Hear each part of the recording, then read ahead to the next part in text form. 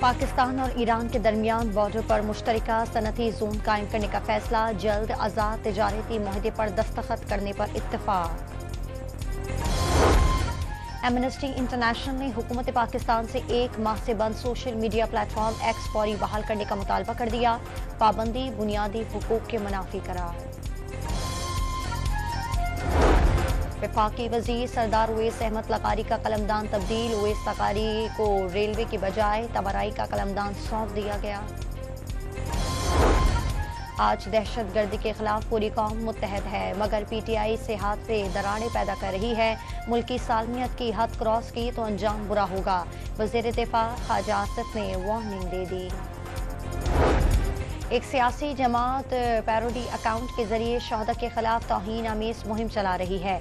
वज़ीर इत्तलात अता तारड़ ने मज़मूम मुहिम नाकाबिले बर्दाश्त करार दे दी।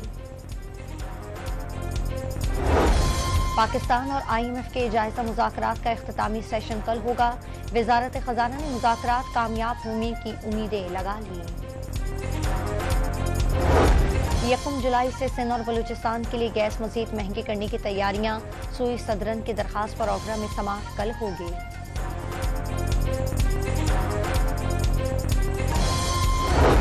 सिंध हुकूमत का गंदम खरीदारी का अमल 20 मार्च से शुरू करने का फैसला।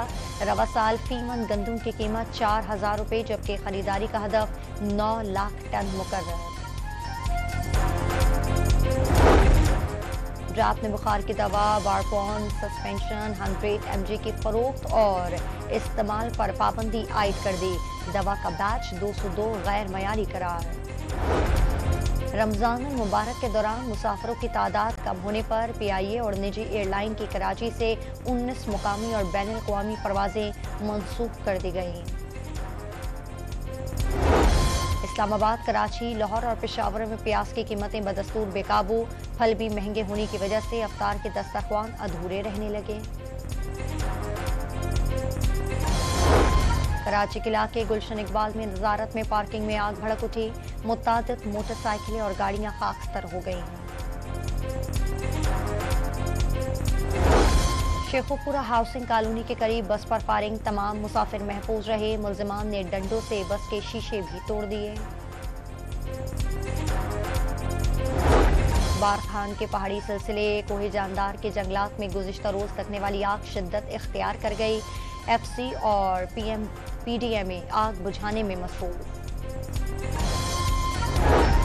और PSL के फाइनल का मौका कल सजेगा। इस्लामाबाद यूनाइटेड और मुल्तान सुल्तान रात 9 बजे कराची में मद्दे मुकाबिल होंगे।